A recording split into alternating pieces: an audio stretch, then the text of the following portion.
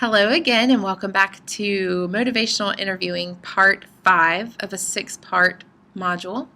This is a part of the Southeastern Consortium for Substance Abuse Training Advanced Practice Registered Nurses curriculum set, and I'm Annie Beers, a co-author along with Mr. Alan Lime and Dr. Sylvia Schellenberger. So let's just get rolling right back into it. As you recall, at the end of section 4, we had talked about ORs and had ended with talking about affirmations, which is the A in the acronym ORs. So we're going to pick up by talking about reflective listening. A quote taken right out of Miller and Rolnick's 2013 edition of Motivational Interviewing is, "Good reflective listening tends to keep the person talking, exploring, and considering." So this involves really trying to understand the meaning of what the person is saying. It has the effect then of encouraging the person to elaborate, to amplify, sort of expand the meaning of what they're saying, to confirm that you are actually hearing the patient correctly and tracking with them. It also gives the patient the opportunity to correct. So if you reflect something back to a patient and you get it wrong, chances are a patient's going to say, no, actually that's not what I was saying, and it serves then the purpose of just keeping you both on the same page. So really enhancing clinician-patient cohesion or rapport. And there are two categories of reflection, so that's important to keep in mind, and we're going to talk about both, simple and complex. Simple reflections are just like they sound, simply staying really close to what the patient has said by either repeating or rephrasing it, by substituting a couple synonyms here and there. So an example of that could be when a patient comes in and says something like, "I hear what you're saying about my drinking, but I don't think it's such a big deal." So then you as a clinician could just say, "So at this point you're not too concerned about your drinking." Stayed really close to what the patient has said, reflected that back to them, but because the tone wasn't judgmental at all, the patient, what this did was it served the purpose of the patient just knowing that you heard them, that you get where they're coming from. And that will keep them then explaining and talking with you. On the other hand, complex reflections actually make a guess or they paraphrase, and that gives then the opportunity of what you're saying to be like a restatement of what the patient has said, infers a little bit more meaning. Again, gives the patient the opportunity to either correct you or confirm that you're on track, but it sort of serves the purpose of stretching the conversation along. If you get a sense that you can infer some meaning in what the patient's saying with a nice complex reflection. So an example, the patient says, "Who are you to be giving me advice? What do you know about drugs? You've probably never even smoked a joint." So depending on the tone, that can definitely sound accusatory, certainly can put most of us in sort of a defensive mode. But perhaps if we were to say something along the lines of, "It's hard to imagine how I could possibly understand." And by saying that, not only do you sort of diffuse the tension that may be there, but you actually serve the purpose of the patient realizing that, yeah, this situation is really hard for anybody to understand. So then it sort of, again, amplifies what's going on for them. Now not only are they feeling defensive, perhaps, but they're feeling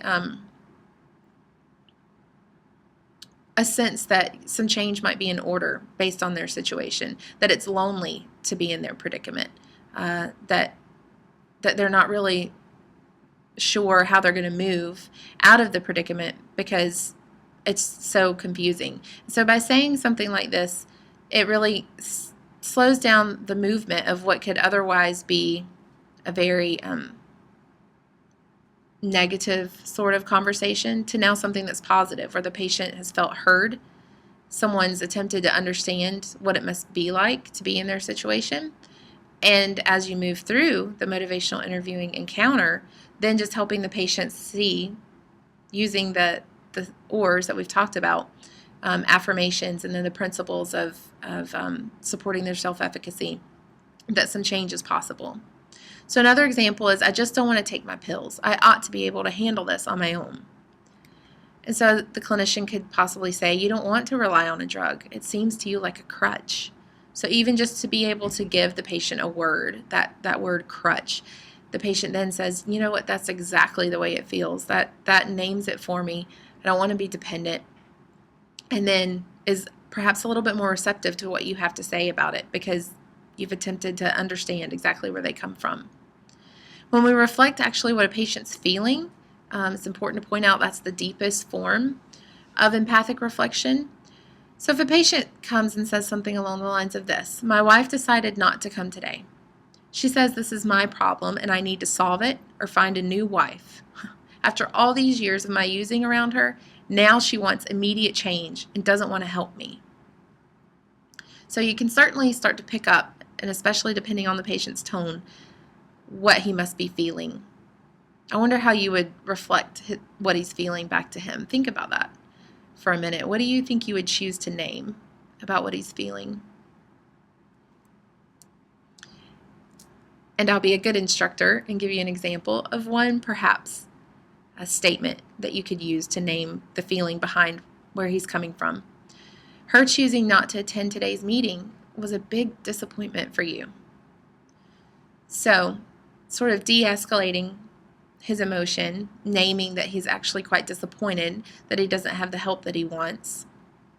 And then the patient feels heard, feels like they're being accepted right where they are, and even perhaps senses that while he may not have the ally that he was hoping for, he does have you that's there and tracking with him and ready to hear where he's coming from and where he might be able to move.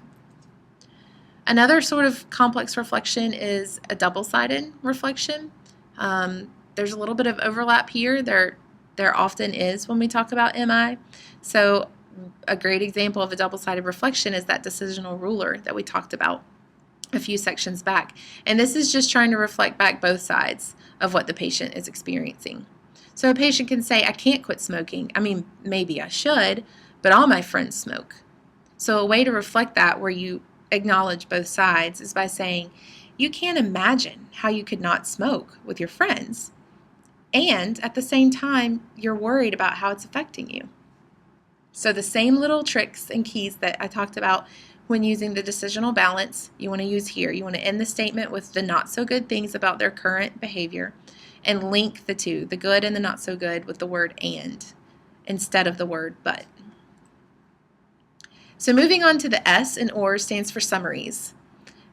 And they're just that, summarizes the conversation periodically along the way by starting with statements like, so let me see if I've got this right, and then sort of repeating what you guys have talked about. So let me summarize what we've talked about, or I'd like to make sure I'm understanding exactly what you've been trying to tell me, and then recap. Double-sided reflections, which we were just talking about, are often highly effective to just summarize and bring what the patient said to a nice conclusion. On the one hand, you like A, B, and C about your drug use, and on the other hand, you don't like this. So it serves the purpose of highlighting that discrepancy, summarizing what you've talked about so far. Use them periodically. You can even include additional information from the past, like you could begin the conversation by talking about the vital signs, perhaps, that you've just taken, results from previous assessments or lab results, that sort of thing. When we're using summaries, though, here's what's key about them. We want to be really selective. So, as a patient is talking to us, and this does take a little bit of work, but we want to hear their change talk as opposed to their sustained talk. So what we're going to be listening for, like in that example we just heard about the smoking, the patient said, perhaps I should. All my friends smoke. I can't imagine not smoking with them. Perhaps I should, but I just can't imagine it. So what's the change talk in that statement? The perhaps I should. There's something there. There's something there that indicates to the person that a change might be in order. So this is part of MI where, again, it's not anything that you've never done before, but we'll just take a little practice and a little effort at first and just being able to glean what the patient's saying, the change talk, sort of what you're going to offer back to them in your summary that will help them stay focused on what change might actually look like for them. And in doing so, to sort of weed out the sustained talk, the reasons that the patient gives you why they should keep smoking. We don't want to sort of camp there. So I hope that's been helpful about reflections and summaries, the last two part of the acronym ORS.